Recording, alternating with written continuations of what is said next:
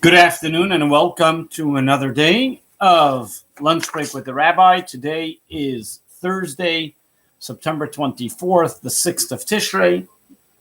Today is also the 6th of Tishrei, is the yard site of the Rebbe's mother, Rebbe Tzimchana, who did a lot in saving and helping Jewish people throughout the time. So, welcome to another class today, and as we continue our discussion about the holy day of Yom Kippur. As many of you are aware, as Yom Kippur is coming up, there's an obligation that on the day of the eve of Yom Kippur, as much as there's a mitzvah to fast on Yom Kippur, there's a mitzvah to eat on the eve of Yom Kippur.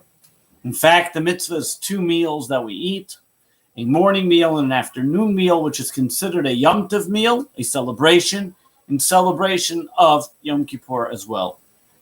There's a common custom amongst many, especially Ashkenazic Jews, to eat an item called kreplach.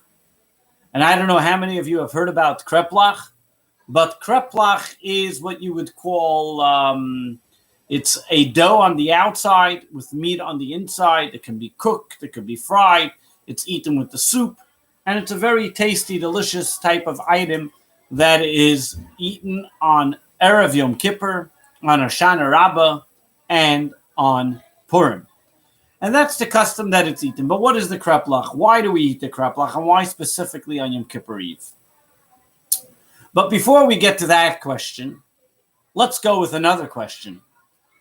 You know, there was once a rabbi, a president of the synagogue, and the cantor were all captured by cannonballs. And they were about to be taken, but they all were given one last wish. The cantor said, "I'd prepared this beautiful rendition for Yom Kippur if you just give me one chance to be able to say it." And he said, "Sure, no problem, we'll let you do that." The rabbi said, "I prepared this beautiful sermon that I was going to give at Yizkor and Yom Kippur. I just need to get it out of my system." And he said, "Sure, no problem." They asked the president, "Then what's your last wish?" He said, "Oh, my last wish is kill me before the two of them start."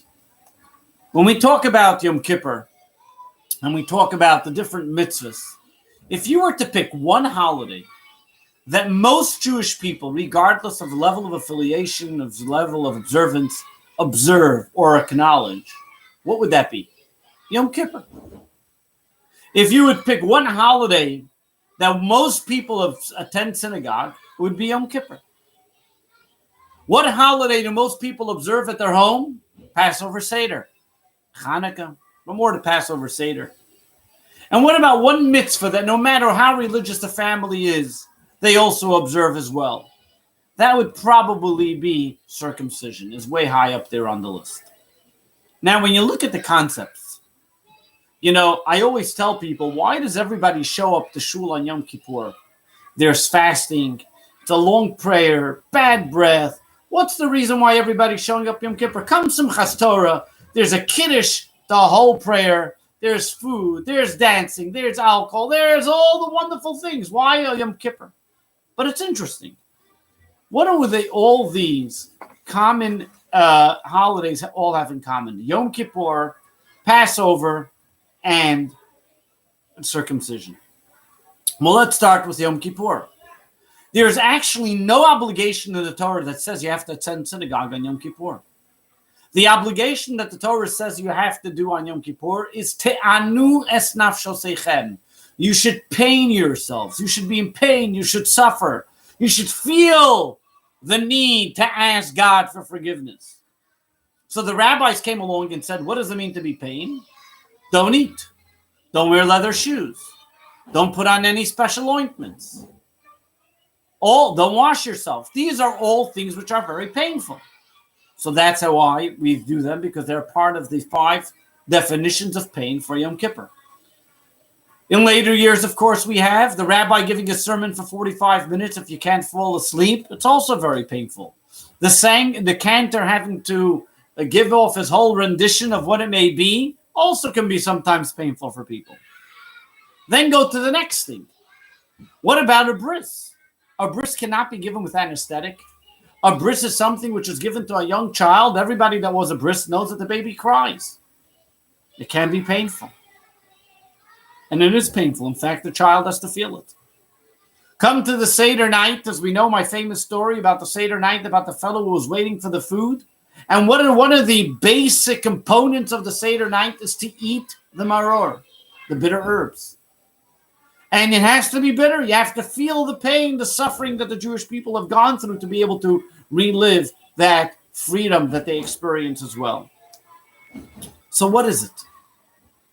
Why is it that all the holidays that most Jewish people, observant, non-observant, religious or secular, affiliated or not, are usually associated with painful, daunting type of mitzvahs? What's going on here? What kind of people are we? What are we looking to accomplish? Only painful mitzvahs we want to do? So if you ask an avid swimmer who is practicing for the Olympics, gets up every single morning in the dead of winter, goes swimming 2 hours before, 2 hours afterwards, you ask him, isn't it painful? Or a guy that goes athletics, he's running every single day 2 hours. Isn't it painful? What did they tell you? Yeah, for you it looks painful. But for me, the athlete, this is the time that I get to experience everything. This is the most joyous time of my day. This is great. The same is true when it comes to Judaism. To the outsider, yes, sitting in synagogue, it may be painful. To the outsider, circumcision may be painful. Fasting on Yom Kippur may be painful. And people say, what are you, crazy? Not eat for 24 hours? But to the insider, the enjoyment of doing a mitzvah, of connecting on the holiest day with Almighty God, is infinite, incomparable. There's nothing in this world you can compare it to. The absolute joy and pleasure that one can get to bask in God's glory. To be connected like circumcision, to have that eternal bond with God, where that child becomes one of part of the Jewish nation, that even the Jew who is not observant realizes in the subconscious the connection that this eternal bond has. Every single one of these mitzvahs. To the outsider, it seems daunting. To the outsider, it seems difficult, painful.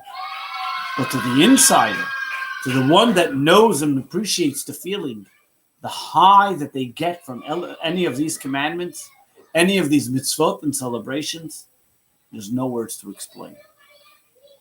Jewish law tells us that if a person comes to convert in Judaism, we ask the individual, are you sure you want to convert?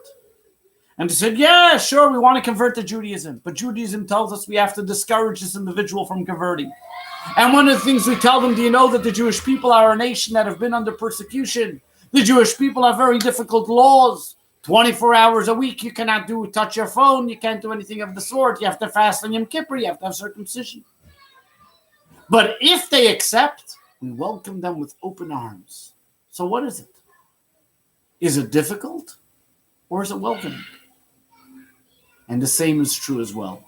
While the person is not Jewish yet, we have to only look at them from an outsider. Meaning, if they look at all these mitzvot as daunting and difficult and the persecutions that the Jewish people have gone through as terrible, of course they were, but as something afflicted to them, then yes, they're not ready to convert.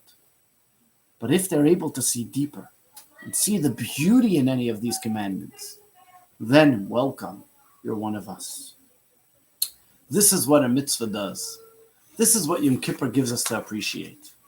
Yom Kippur is that time of the year that to the outsider, we look like a bunch of crazies. Standing in our sneakers, fasting, in our bad breath, not eating, sitting in synagogue all day. What are you, crazy? But to the insider, we're basking in the greatest holiness. The holiest day of the year that we compare to angels. That's why we don't eat.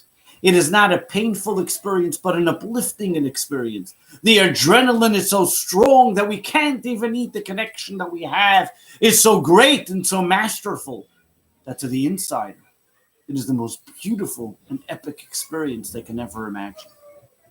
This now brings us back to the Kreplach. Now we know why to the krepel we eat on the eve of Yom Kippur. The krepel encapsulates the entire enigma of what the Yom Kippur is all about. The krepel tells us what Yom Kippur is. On the outside, it looks like flour, just like any other pastry. On the outside, it looks simple, boiled, fried, whatever, wonton wrap. But on the inside, it's meat. It's tasteful. It's enjoyable. It's satiating. It's protein for the soul. It gives you that ability.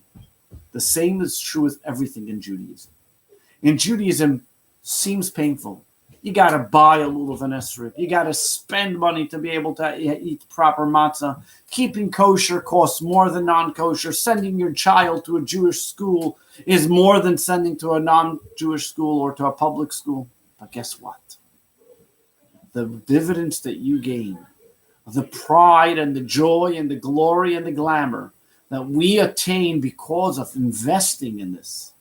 No pain, no gain. When we invest in Judaism, we see it pays back with dividends. Is it hard to be Jewish? There was once a fellow who came to the Rabbi, and he asked the Rabbi, how can I give my child a pleasure in Judaism?